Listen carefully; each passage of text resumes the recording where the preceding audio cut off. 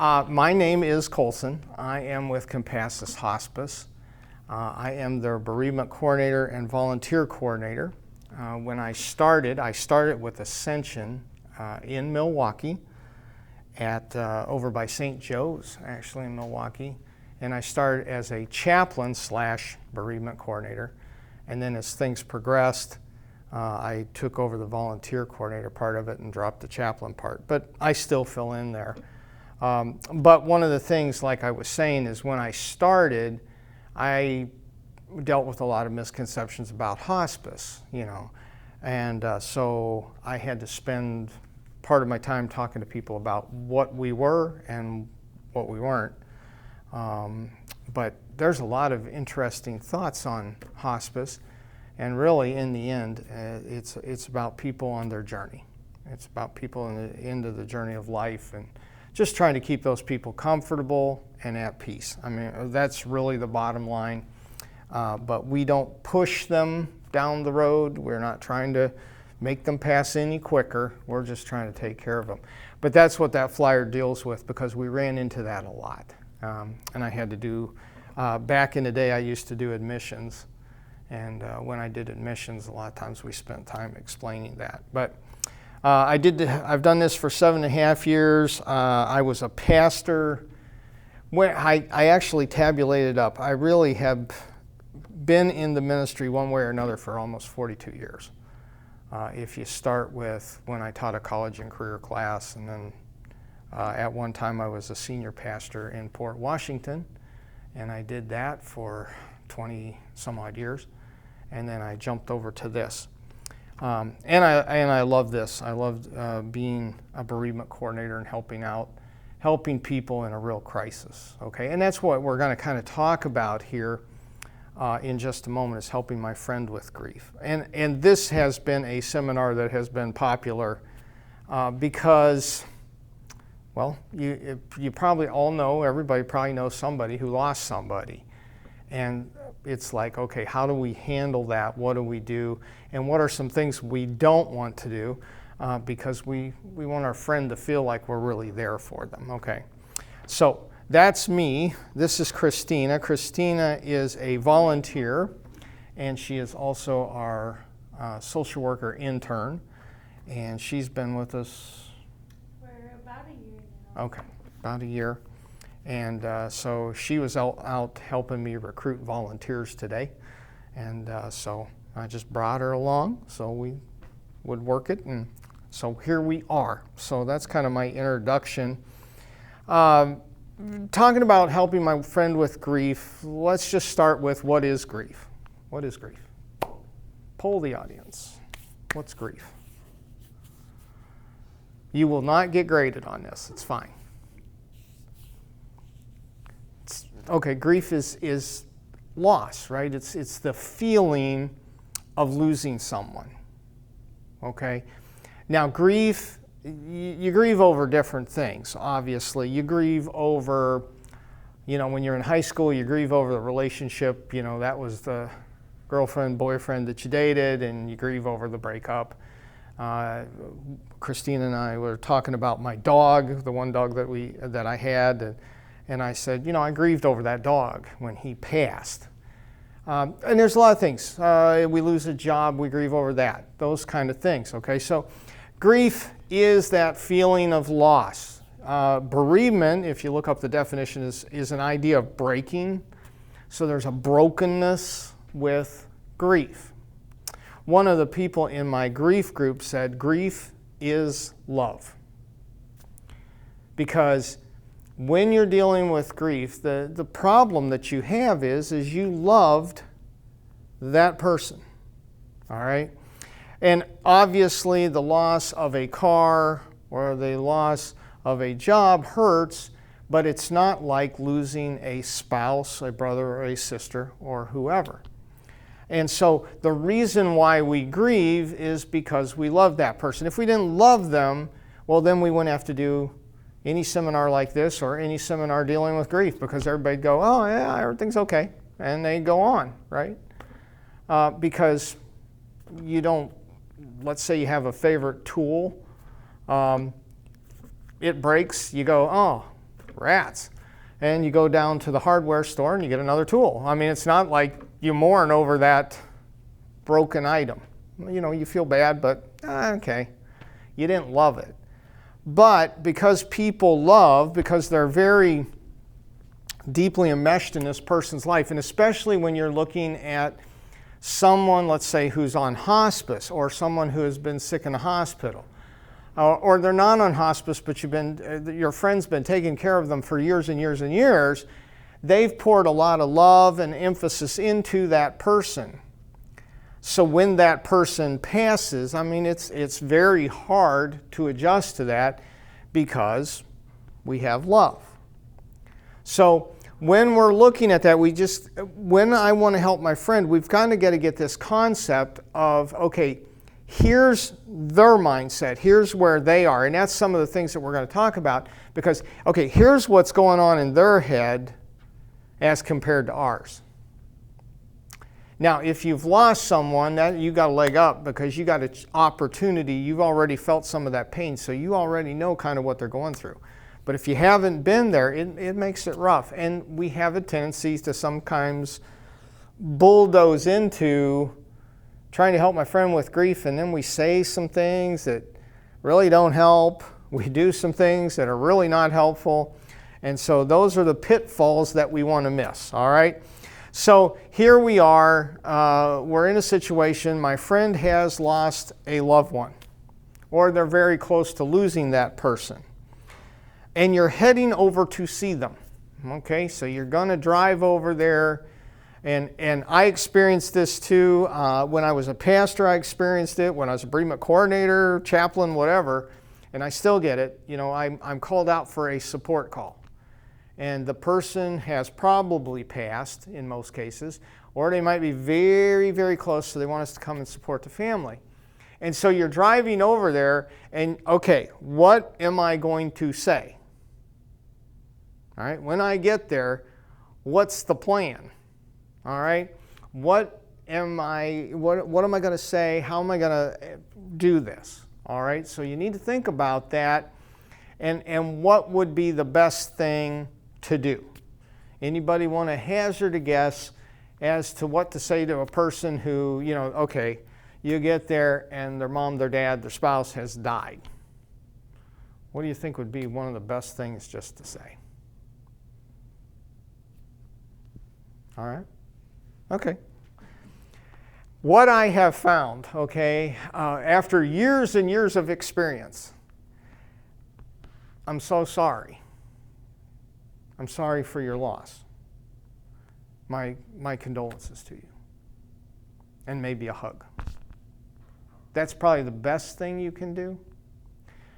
I know that even as a pastor, I used to think, well, you got to come up with some deep theological meaning to this. You know, you got to say something that is just incredibly deep. Don't try it. Okay? They don't want to hear a Bible sermon. They don't want to hear that, and we'll talk about this a little bit here, things not to say to a grieving person. But, you know, and God needed an angel in heaven. And that's why your beloved brother is gone. Best thing to say is, I'm so sorry. You know, I really feel for you. And a hug. I have found that works the best. And I have been on many of support calls where I'm just holding the person and saying, it's okay. It's okay. I was telling Christina, I went out on a call, and one of our nurses, he's just phenomenal with people. And this lady was having a hard time adjusting to her husband passing. And my friend went over and he got down on his knees and he took her hands and he said, you know, you were here for him the whole time. He said, he knew you were here. He said, you did good. Nothing spectacular. You did good. This was a good death. It's okay. That meant more than anything else, okay? So how am I going to comfort my friend? Well, I got to get the right wording. Okay, so we're looking for, hey, I'm really sorry, my sympathies. They don't need a deep theological message at this point. Now, if a person, and like as I go in and they say, can you read a scripture verse? Fine and dandy. You ask for it, I'll get it to you. If they say, can you pray? Absolutely. But it's all up to them. I'm kind of leaving it in their court, because the first thing I want to do is just say, hey, I'm so sorry for your loss. And that's the easiest thing to do. It's the most simple. Do you have to say anything after that? Not really. You can just let it pause and see what they're going to say. And oftentimes, if you give the people just a little nudge like that, they'll say, well, he died nice. He died peacefully. This happened, that happened. And a lot of times they'll start telling stories and those kind of things. So that's one of the best ways to comfort them. So my friend has lost someone, so I don't have to do anything great theologically. All I got to really do is say, hey, I am really sorry to hear that they passed. All right? Now, here's some things not to say. Now, this is a book on grief, and I thought these were really good. Don't say, I know just how you feel. My cat, my third cousin, my neighbor, my friend's uncle, my parakeet died. None of those are what they lost. I know how you feel. My parakeet up and died 3 weeks ago. There's a little difference between a parakeet and a spouse. Okay? Let's see. You must be strong. They don't really need to be strong right now. They can cry.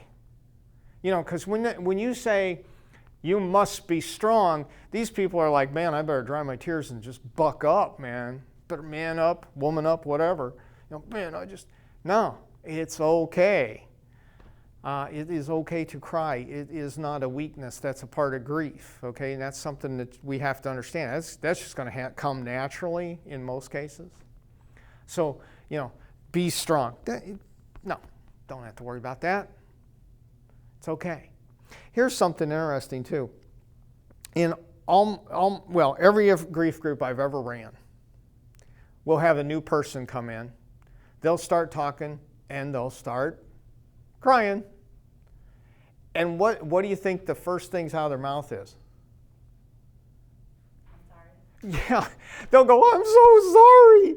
And my grief group is really good, because they'll go, hey, here's the Kleenex, go for it, it'll be fine. Because you know what, that's what they do. It's okay. All right, so be strong. No. Now this could be a little bit later. It's time to move on. How do you know? That's something you don't tell them it's time to move on. Or as one, I don't know who this person was, but they told a lady whose spouse died, and it wasn't even a year, they told her, well, you can always get married again. Maybe you should get looking. Maybe not. That's not a good plan. First of all, and I'll just give you a little something here. When a person's going through grief, okay, don't start making rapid decisions. Don't make big decisions like that, especially when you're in the middle of grief, because you're hazy. Your mind's not focused. That's not the time to make that kind of a decision anyway. But why don't you just move on? That's the way life goes. It was his time. It's better this way. It's not making me feel any better. Might make you want to feel, like punch them. Now, and then there's the tough love group. They're the ones that go, you got to accept this, snap out of it, resolve it, let's get on with your life. Okay. Now, none of you in this room would do that. Okay. I have confidence that you won't, but there are people. These were taken, really, this is actual stuff that people have heard over the years, At least, how about this one? we do pediatrics on hospice, which is a whole another ball game. And there have been people that have said to mothers and fathers, well, at least you got 2 more. Like what, the 3rd kid was disposable? Really? Well, at least you got 2 more. It's not how it works. Now they are at peace. They're out of pain. They're in God's hands. They're in a better place, better off, an angel in heaven. Okay, because I'm a pastor, or I served as a pastor, I understand that concept. Okay, and a lot of people look at that concept as, hey, they're in heaven, they're home free, okay. But you don't say that to them. I never said that to them as a pastor. I always kept my mouth shut. Let the family say it. If the family says to you, well, I know that they're safe in heaven, you can go, oh, that's great. That is cool. Glad to hear it. You just don't, you don't cue it up. Let them do it. I have been at, like I said, I get these calls out to a death, and I've been at the bedside, and the person's gone. They'll say, hey, can you pray? Okay. And usually I'll read Psalm 23, the shepherd's psalm, okay? So I'll read that to them and I'll pray with them. And then sometimes when I get done, they'll go, boy, we are so glad that he's out of his pain. He is with Jesus now. Okay, I'll agree with them then. But I'm not going to start that because maybe they don't want to hear that. Or maybe they're not religious, and I start saying that, they're just going to get mad at me. So I just, hey, you know what? Let your friends set the pace. Follow that. Hey, I'm so sorry for your loss. Okay, see where they're going to go. Let's see. Oh, yeah, you can have more children, or you can marry again. Now, okay, here's another thing. Is there anything I can do and then you don't? You can say, Christina, I'm sorry about your loss. Is there anything I can do for you? Well, then if you said that, you better make sure to do whatever she wants you to do. Well, I can't get out to get groceries. Okay, I'll get you groceries. No sweat. I got it. And that's, as a friend to someone who's lost somebody, one of the best things is to be a servant, is just to say, hey, I'll get this done for you. They'll probably go, oh, no, don't do that. You don't have to. But, that's one of the nicest things you can do. And this is my all-time favorite because I've had, I don't know how many people in bereavement groups or on the phone tell me somebody said this. Isn't it about time you packed up their clothes? Now, I don't really know what the importance of those clothes are. But everybody seems to think that finishes your grief. If you'll just pack up those clothes and get them down to Goodwill, everything will be okay. And I can tell you that's not the magic bullet. That's not how it works. I always tell them, hey, you know what? Unless the clothes are piled up right in front of your door, who cares? You got them piled up in your back room? Good. Let them sit there until you feel it's time to get rid of them. Because here's what you remember about your friend, okay? It's their grief. It's not your grief, it's theirs. And they're going to set the pace. So whatever their pace is, that's what we go with. Okay? Now, have I seen them get rid of clothes? Yep, absolutely. But I've seen them do it in their time. They might sit around the house for 6 months, and they might move them from room to room, and then all of a sudden they come to my grief group and they go, well, I did it. And it's like, what did you do? And they go, I moved the clothes. And I'm like, really?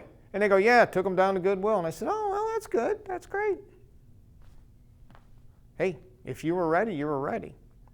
I always tell the story of this friend of mine. I actually ate lunch with him today. I was there when his wife passed, and she passed, in their bedroom. And I don't know how many, it might even been a year. That bedroom had her perfume and everything lined up on the cabinet. And he had, and she's gone, but he had her frilly blanket and everything there. And I dropped by for bereavement, to visit him. And a couple times he took me up to the, for whatever reason, we made it up to the bedroom, and he's like, yeah, and I'm like, okay. And I never said anything to him. I'm just like, okay. And then one time he's talking to me on the phone. He goes, I got rid of the perfume. He said, she's not going to use it. And he said, so I just kind of moved it away. I said, oh, that's nice. Didn't do anything else. Next thing I hear, he goes, yeah, I cleared that whole dresser off. He said, that's gone. I said, okay.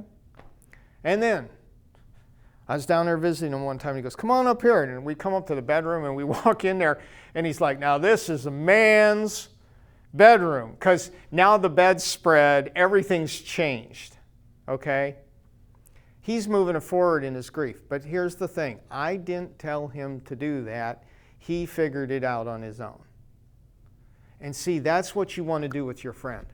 You want them to figure it out. You don't tell them to get rid of their clothes. You don't tell them to get rid of the perfume. You just kind of let them go in their grief. The best thing you can do is ride alongside with them and go, okay, yeah, how's it going? Oh, it's still bad. Okay, I understand that. And let them move through it on their own, okay? Because otherwise you're trying to force them to do what you think they ought to do, and you need to let them do what they need to do, which is they'll take care of all that stuff eventually. I had a lady that her fiance died. She wore the ring, I don't know how long. And she called me one day and she goes, I took that ring off. And I said, you did? And she goes, yeah, I put it in my dresser. And I said, wow. I said, the little bird, I could talk with her like this way. And I go, the little bird has left its nest. I said, wow. I said, I couldn't have pried that thing off of your finger 6 months ago. And I said, that's so cool that you can do that, because she's moving ahead. But nobody told her to do it. She came to that conclusion. So, hey, have you got rid of those clothes yet? Don't cry, it will be okay. Let them cry. If they get angry, it's okay. Just don't, I always say, it's okay to be angry, just don't break things. Especially when you do grief groups in a library. Don't break the chairs. The library takes a very dim view of that, So we just try to keep it mellow. But hey, you know what? They're going to go through times of anger. They're going to go times of depression and frustration. That is part of the grief process, and we'll touch on that a little bit more. Or the other way, first you're telling them don't cry. Then there's those that say, you mean you haven't cried yet? Some people don't cry. Most of them do. I'd say 98% of the people will cry. But there are a few that, for whatever reason, that's not them. And that's okay too. There is a lesson in all of this. True that grief will grow you. It will change you. But to say, well, there's a lesson here. No, I don't need to tell them that. It's okay. They'll grow. I mean, all of us, if we approach grief in the right way, we'll grow in some way as a person. But to tell them that, no. So those are some things, just remember those, a few of those keys, that when your friend, or if your friend is going through it right now, don't say those things. Just come alongside of them, ride with them, okay? So how do I help? Well, remember the 2 T's. I always go with this. The 2 T's, time and talk, or talk and time. The best thing you can do is just talk it through.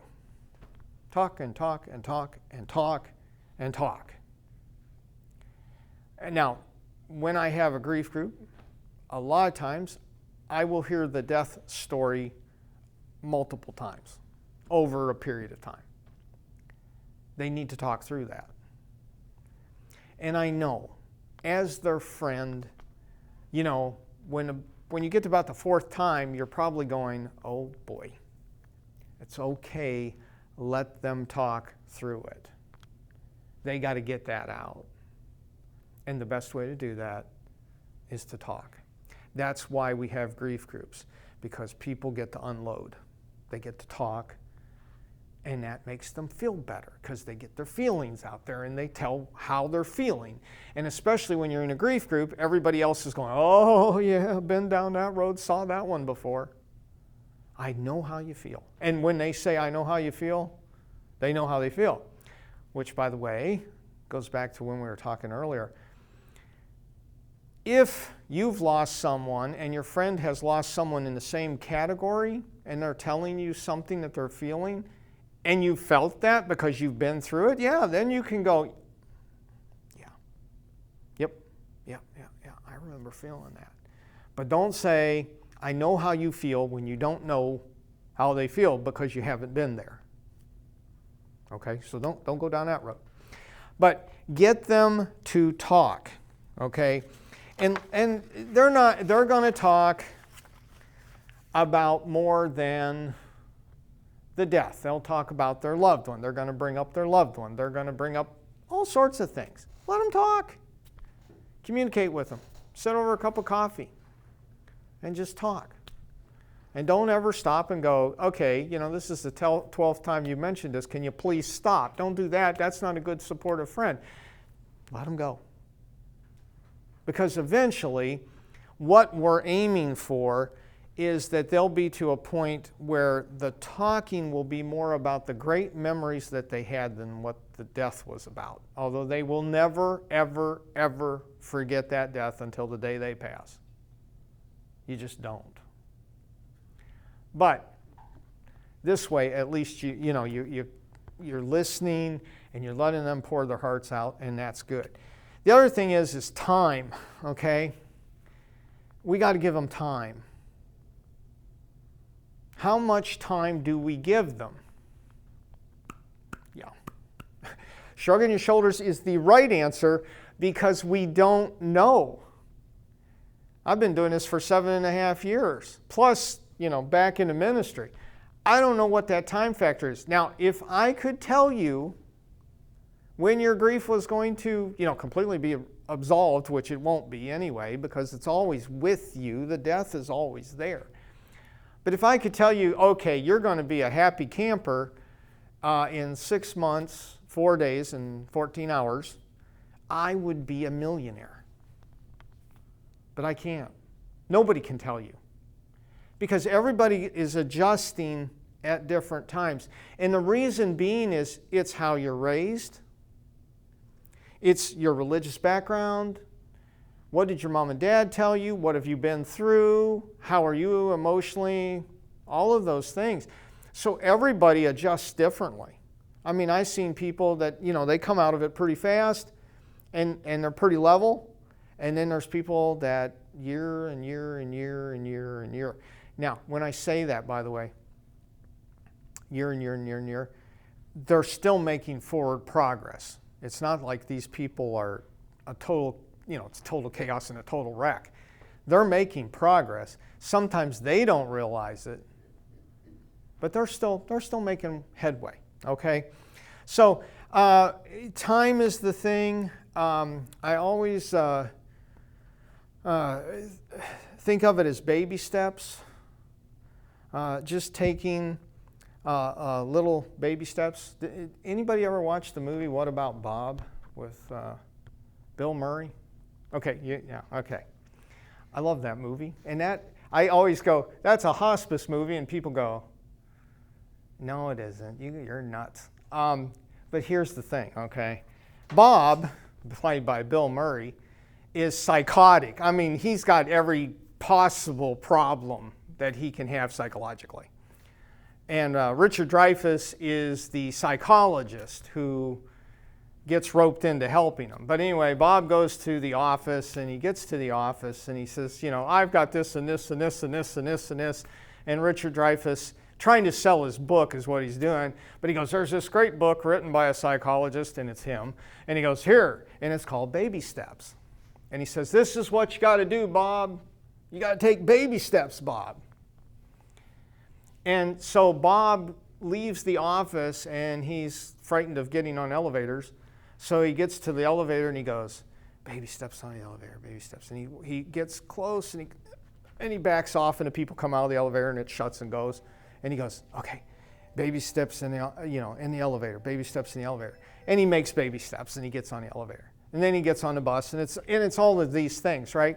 But it's always about baby steps. Okay, going back to the time and connecting with bereavement. Their grief takes time, and how they move through their grief is little bitty baby steps. This is not a 100-yard dash. This is take 1, 2 back, 1, 3 back, 2, 1 back. It's just little baby steps.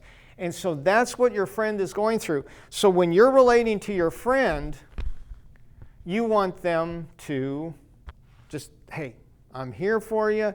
I'm giving you all the time you need. And they're going to take these little baby steps. Just little moves of progress. Okay? And they're just trying to get there. And so let them take their time. Just take, and again, a lot of times these people do not realize that they're making any forward progress whatsoever. They think they're completely, falling apart. I had a lady in my grief group, and she'll talk, and she'll go, I think I'm doing better. And the whole group is like, you are so much better than you were. They said, you have really made progress. And she says, you think so? And yeah, it's great. You're doing well. But again, hey, just give them those little baby steps.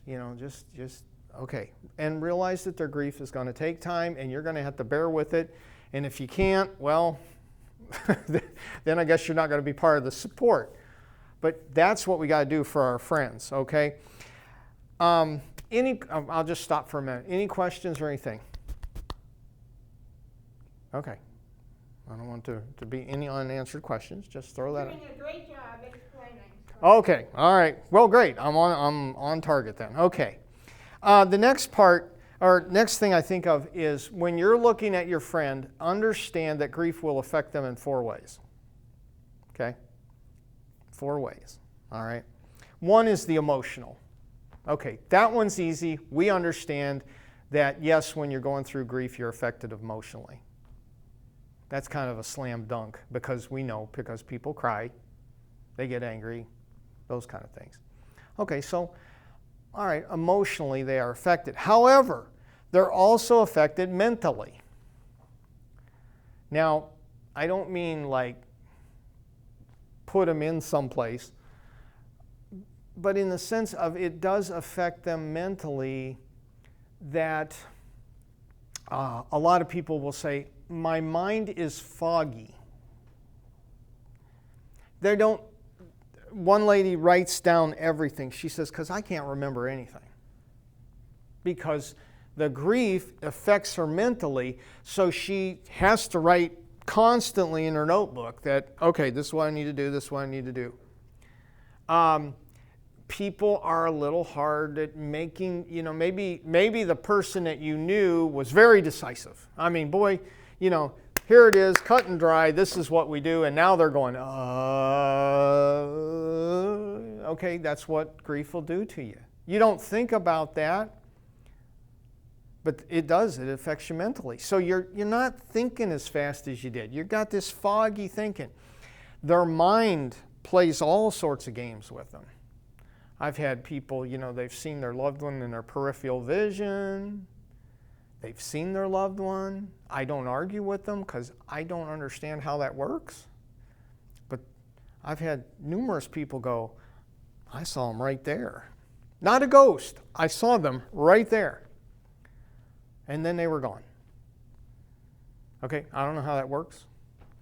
Again, with my background as a pastor, I'm a natural-born skeptic. I just kind of go, It's been enough, though, that I just go, I do not know how that works, but I know that that's an effect of grief. They'll, see something, whatever. Another thing that happens is if the person's been in their home, they're waiting mentally. They're waiting to hear them walk down the hall. They walk around the corner and they expect them to be in the kitchen making eggs. I mean, that's just, they're mental. That's what it is. I had one lady, she's watching TV one night, watching her husband and her's favorite show. And it gets done and she goes, wasn't that it affects you mentally, things disconnect a little bit. And it doesn't mean that the person's crazy. It doesn't mean they went around the bend. It just means, hey, welcome to grief. This affects you. It mentally causes some issues. And eventually it kind of works itself out. But again, it just gets people that way. And it's okay. I had another gentleman, and I hope you don't mind me using examples, but I had another gentleman, and he has his wife's picture on the nightstand. And I went down to visit him, and he goes, see that picture? And I said, yeah. And he goes, I talked to her. He says, now I know she's not there. He says, but I get up in the morning, and I go, hey, good morning. And he says, and then I go, and he says, maybe I'll go into town or whatever, and it's a small town. He says, I come back, and I go, oh, you will not believe what they were doing today. And I said, uh-huh. And he says, and then, at night I say, good night. I said, uh-huh. And he says, I know she's not there. He says, but I'm talking to her picture. And I said, and he goes, well, what about that? And I said, how long were you married? 60 years. I said, kind of used to talking to her, weren't you? Well, yeah, we used to, this was the kind of family, like the old TV family, that, dad's sitting at one end of the table eating, mom's at the other end, she's prepared the meal, and now they're both sitting down together and eating, and he's looking at the newspaper and they're going back and forth. That's the kind of family they were. I said, really hard to shut it off after 60 years, isn't it? I said, you're used to her being there, and it's just really a hard habit to break. And I said, if you really think about it, we all talk to ourselves at one time or another. I said, so what's wrong with that? Yes? Something that I see with folks that seems to be really helpful is that the relationship doesn't end. Like, that relationship is not over. Their life ended. But your relationship goes on. Your relationship grows. But it's never going to go away. It's changing. But yeah. That it's not ending at all. It's a totally different right. relationship. Whether you're a prayerful person, whether you think they're gone for all eternity, that is a bond that you get to keep and that you get to fix in ways and repair in ways that you maybe couldn't have if they were still alive. Absolutely. Yeah. There is a legacy that continues. And yeah, I mean, a lot of people, they don't lose the love for the person. As a matter of fact, remember we said that grief is love. Their love grows. So yeah, the relationship kind of follows along. Yep. Okay. So it affects you emotionally. It affects you mentally. It affects you physically. Okay. So remember, your friend is being affected this way. So if they say some stuff, you take it as, okay, they're forgetful about something or whatever. Okay, maybe it's the mental part of it that's being affected. They're just not thinking clearly. But then we get to this physical. Well, okay, so you're going to have a couple of different reactions. Some people, after the loss of a loved one, they can't get it in gear. I mean, they want to sleep a lot. They're sleeping until 10 or 11 o'clock now. They're going to bed at 8 and they're sleeping until 11. That's a physical effect. Grief will suck that kind of stuff out of you. They'll go, I'm not hungry. Find that a lot. especially if they were the caregiver. Okay, because they were preparing meals for their loved one. Now that their loved one's gone, it's like they're out of a job, and they don't know how to prepare for one, and they don't care. It's not that they're trying to starve themselves, it's just that they're not hungry anymore. One of the recommendations that we have made is we'll say, hey, you know what, go to Walmart, get yourself some oranges, green pepper, strawberries, whatever. Something you can put on a tray and just put out, and then you can snack on it. Because they don't want to make a meal. They're like, I don't feel like making a meal. That will come back, but hey, that's okay. Eat that for now. I also found that Aldi's, if you go in there, you can always get the frozen veggies. Toss them in the microwave, put about a 1-minute burst on them, zip out the bag and pour it out, and ta-da! At least you got veggies, okay? So they can do that, but physically it'll affect them. Now there's the opposite way, and there are those people who overindulge and then are eating everything in sight, okay? And that happens because it's comfort eating, so they got Snickers bars and, and M&Ms and, and the Doritos, and then they can't figure out why they don't feel good.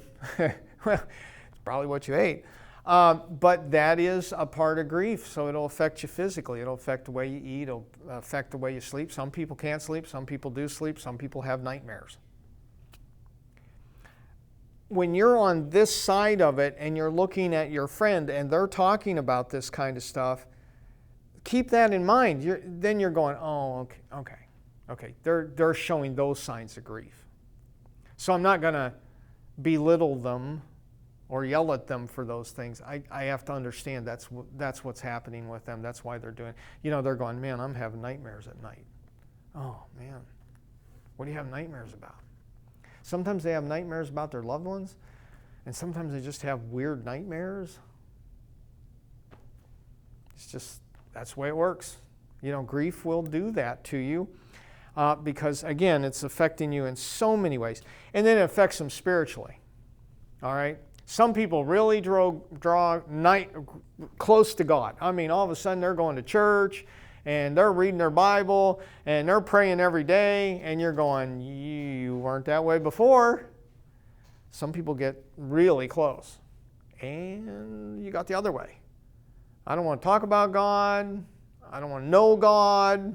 I'm mad at God. A lot of people get that way. They don't stay that way usually, but don't, and it's like, you know what? I get it. Sometimes you're angry, and I think the real question is why. I don't think it's necessarily God, I think it's God, why? And again, that's one of those things we just really don't have a ready answer for. And it's just best to go, I don't understand. There's a lot of things I don't understand, and that's one of them. But sometimes that happens. So, don't be surprised if your friend who wasn't big churchgoer all of a sudden is going to church every Sunday, and, they want you to read a Bible and go to Bible study with them. Cool, go ahead. But sometimes that happens. So you have to understand that they are affected in 4 ways, all right? So they are going to be emotionally, mentally, physically, and spiritually affected. And we just got to get used to that. We, as friends, for them, if we're going to be supportive of them, we have to understand that. And we have to understand that going through grief wires you tight. Okay? So what happens is all those things that you had before, like emotion, mental, spiritual, okay, all of a sudden that is heightened. Everything is pushed up.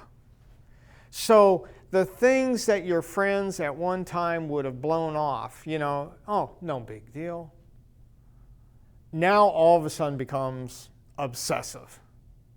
And you're like, what in the world? Because they're so, everything is so heightened. Some people are like, I cry over everything. Yeah, because in going through your grief, your emotions are way up here now. They're down. They used to be right here. But now because you're going through all this stuff, you're up here. And so you're wired tight, man. I mean, you know, all of a sudden you see something, you start crying. You know, you're watching a movie and you're bawling your eyes out. And, you know, you're sitting there as their friend going, okay. That's because everything is stretched tight. So they'll go off faster. Maybe your friend's a lot more angry now. And you go, oh, okay, I get it. Because everything is just so tense. Now, again, what will happen is that will fade. But again, it's this whole thing about time. So it's time and talking. And let them talk. Take them out to things, invite them out for coffee, take them out to social events, breakfast, whatever. And just kind of try to put yourself in their shoes, if you will. All right? When we're looking at support for these, for our friends, we have to understand support comes from a couple areas: family, friends, and faith. That's where their support base comes from. Okay, family. All right. We hope that our friends' family will build underneath them. Okay, that hopefully the family will draw together and get through this all right. And if you're part of that family and, you know, a member of your family's lost somebody, remember that. Hey, they need you now. They need you to step up and be there, because family is a great part of our support. If we got family who are open to discussion, that's great. Okay, so that's one of the factors that you want to figure in. The second place is they pick up faith, and that's what we've been pick up the support is through friends, and that's what we've been talking about, right? How to handle this as a friend. All right, so they'll have some family support. And then hopefully you're there to provide that base. Because, see, we always teach people, look, try to get a support base. If that's one family member who will back you up, or one friend, that's good. That's solid. At least you got somebody. Okay? So what we're trying to do is get them to expand their base, and what we're trying to do with you is for you to build that foundation, to say, hey, okay, I'm part of this foundational element. I'm put my foot down right here, and I'm going to stand by this person, and I'm going to help them. I'm going to be there to be an encouragement to them. I'm going to be there to listen to what they say. And I'm not going to belittle them, and I'm not going to say, hey, hurry it up, you know, my time is precious. And no, I'm going to be there for the long haul. And sometimes it is a long haul. But you'll see your friend progress, okay? So we got a family, we got friends, and then faith, again, the spiritual aspect. If people can get all three, that's great. They can't. Some people just don't. And that's okay, as long as they got one person to step up. And that might be you. You know, that you might be the one. And again, it's that I'm going to come alongside you, I'm going to be here, I'm going to serve in any capacity that I can, in any way that I can help. That's what I'm here for. If it's to get groceries or whatever, you know, I will do that for you. I will help you in some way, shape, or form. And I'm always here to listen, and I will never say, stop talking, get out of here, blah, blah, blah. Okay? I will always listen to you. All right? Any questions there? Boy, I must be really clear, or I really muddled it up, one of the two. Okay. So we're dealing with my friend, and we've talked about ways to do that. We've talked about building a foundation and those kind of things. All right? So when do we hit the danger zone? What is the danger zone? And this is what every bereavement coordinator fears, okay? And now, to be honest with you, I've rarely seen it happen, but here are some things that come up, and that's when you start going, oh, okay, we're getting to a place where we might have to notify somebody. We might have to go to, recommend something else. And I'll do that too, because there's so far that I can go as a bereavement coordinator, and then there's like, okay, we're getting into a zone here where we're going to need some more serious help. Okay. Your friend is probably going to do pretty much these things. But if it becomes over the top, it is a regular occurrence, it is a focus, then that's when we get nervous. All right?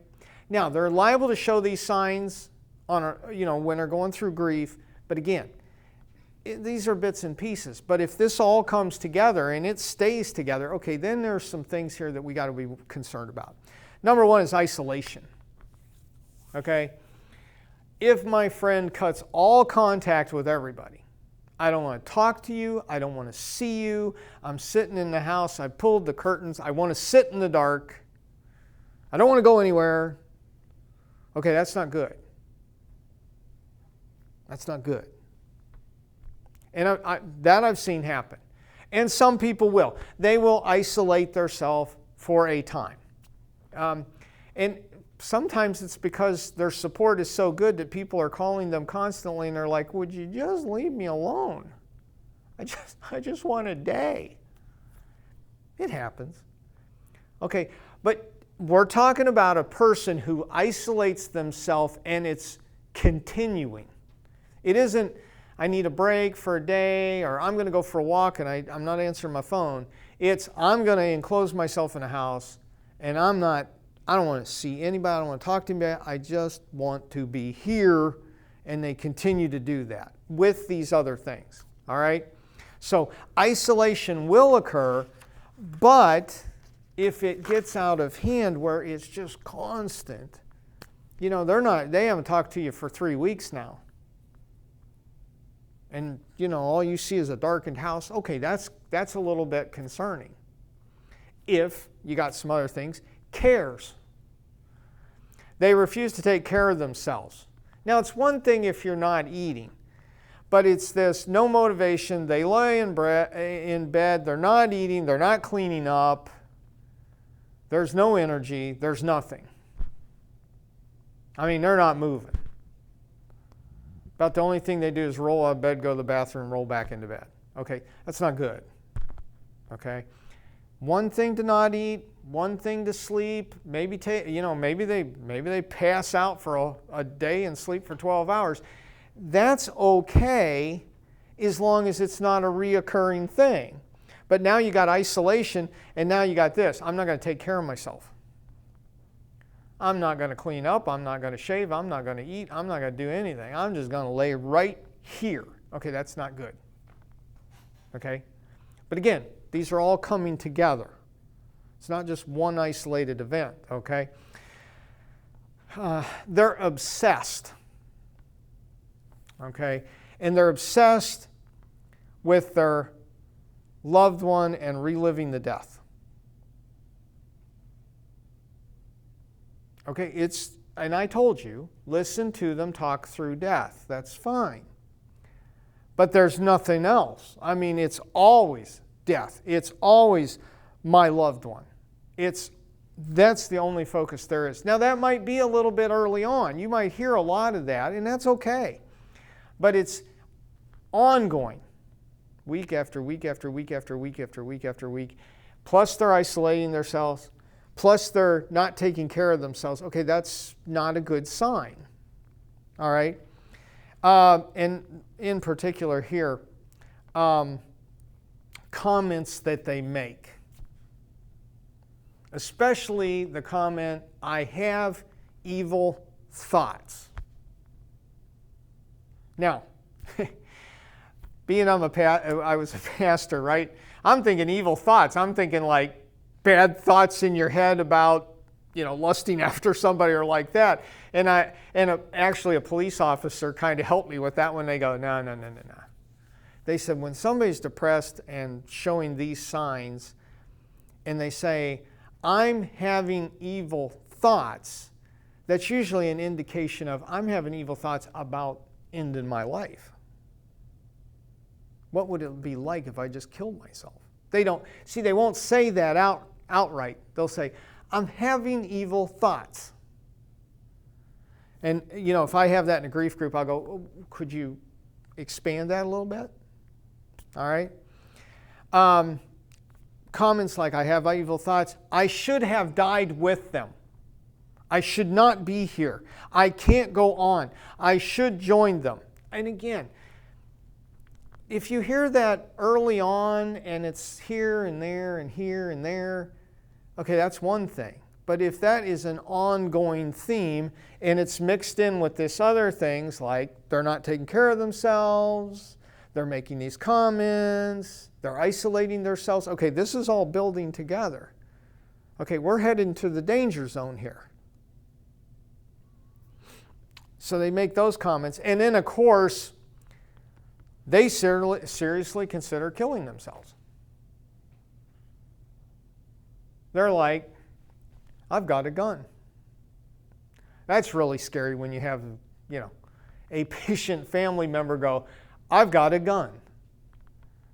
Okay, I don't think you're telling me that just because you want me to know that you have a 9mm just for fun. That's scary stuff. And then they start telling you, I have a plan. Okay, we must alert someone because we need an intervention. Because if you've got all these things strung together and it's an ongoing thing, your friend has crossed a line and went into the danger zone. And what they don't realize is that if they do that, it's more traumatic for the family than the original death. That's a whole nother trauma of grief. I mean, that opens up a whole new thing. And it puts a lot of guilt on the family. But they don't realize that, see, because they're going, I just need to get over with, and then I just say this for the fact is, if I hear those kind of things. Now, I've heard some of that, and there have been times that we've went, okay, all of us need to double down on this person. We need to talk to them a little bit more, clarify what they're saying. And we've never had a position where, we've called somebody in for like an intervention kind of thing. But we've come close to, I don't know, maybe 3 times in all the time I've been doing this, where you're going, okay, all these signs are lining up and it's a constant. Okay, we need to do something. We need to intervene somehow and get this thing going the other way, or we got to do something bigger. All right, but those are the kind of things that you don't want to see with your friend. Okay, when they get into this and it's an ongoing, and I keep telling you that, when it's ongoing, then you start getting nervous. That's probably the worst thing that you can see when your friend is dealing with grief. Yeah, there's going to be some depression. Yeah, there's going to be a lot of crying. There's going to be really heightened emotions and all of that kind of stuff. But this is when you're really getting into this thing where, man, we really got to watch this. There is one other aspect, and those are the people who go to busyness. Maybe you got a friend, and they lost somebody, and they've decided that they're going to do everything. Everything that you can possibly find in Kenosha to do, they will do. I'm at the sewing club this morning, and then I'm going with the jogging club this afternoon, and then I'm going out to dinner, and then after that I'm going to run alongside the lake, and then I'm going to go and watch the stars, and then and what they're trying to do is and this isn't as dangerous as what we just talked about, but what they're trying to do is compensate with busyness. Okay? What's the problem with that? Anyone? They're covering up the grief. Well, yes, they're trying to cover up the grief. And the problem with trying to be busy is sooner or later, you're not. Okay? Because, I'm busy at work, but there are times when it's like, wow, it got really slack. And okay, take advantage of that. Take a break. Get a little extra wind. Okay, And the problem is if you try to stay busy, and you're exactly right, they're trying to cover up grief because I'm just going to be busy and I'll never think about it. But well, the problem is you're going to run out sooner or later, and then you're going to crash and burn. I had a guy dealing with bereavement. He was okay for the first 3 or 4 months. His mom passed. He called me. I'm having a little trouble, but I'm flying here and I'm going here and I'm doing this with work and da-da-da-da, and everything was work. And then Thanksgiving came. And work said, yeah, we don't need you really moving around for the next month because we got Thanksgiving and Christmas. Now, 2 things here. First, the holidays are going to hit him because that's the first time without Mom on Thanksgiving and Christmas, which are the 2 big holidays that most people wrap themselves around. The second thing is he didn't have nothing to do. So he's calling me in November going, man, I don't know what's wrong with me. I'm just collapsing. It's like you tried to stay busy and you didn't take a little time to mourn. So now that's coming back and getting you. And that's what your issue is. That's what your problem is that's why everything's are falling apart now. And so we don't want them to get too busy. And when people start talking like that, you can tell them, hey, it's okay to, if one night in your house you sit down and you just have a good cry, it's okay. It doesn't mean anything. It just, sometimes you just gotta do that. And really, our bodies communicate with us. And what'll happen is your friend will have a downtime when they just run out of gas. I mean, they're just not gonna do anything. And then they'll have a pop. And all of a sudden they're, it's kind of like, they get, double shot of espresso or something. I mean, they're just like, all of a sudden, I'm vacuuming the whole house. Yeah, that happens. Because what they do is they get a down where, the sadness and things kind of, and then you get an energy burst because your body is like, okay, we're ready to go, let's get it done. And oftentimes what I'll tell people is, hey, embrace the sadness and the down. Just sit down, mourn or whatever, and then when you feel that energy, go for it. Just listen to your body, and you'll get through it okay. All right, so those are some things that you can, do for your friend. And I'll just tack this on here. When you're looking at your friend, and this goes back to the talking part, but this is one of the reasons why I love my job. Why I love what I do, and I know that kind of can sound a little creepy when you're a bereavement coordinator and you go, I love my job. I love it because I get to work with people and I get to hear their stories. Some of the greatest stories I've heard was when I did chaplain work or things like that, because people tell me their life. And some of the things with your friend is to get them working on those memories. Because in the end, as they come out of that grief shroud and they start down that road, the pain and the death are back here now. And in the front are the memories. Get them to talk about the memories. Those, I can remember when my brother did that one. Remember when Grandpa burnt the turkey on Thanksgiving. Remember when, and what happens is when they embrace those memories, they see the good things, they remember the good things of their loved one, and they have a good time. They have a good belly laugh. And really, part of that moving in grief is having a good laugh, being able to laugh, being able to have fun. It's kind of funny too, some people they'll have fun and they'll laugh, and then they feel guilty because I had a fun moment. And it's like, it's okay. Embrace that. I mean, I got a cousin, we talk a lot, and her dad and my dad were brothers, and they married sisters. And we were a close family, we did everything together. And so her and I will get to talking about our dads or our mothers and how they did this and all the craziness that went on. And we have good memories. I mean, and we'll just sit there and laugh. You know, do we miss them? Of course we do. You know, I lost my mom to cancer, and that was a bummer. I did not enjoy that whatsoever. That was a grieving time.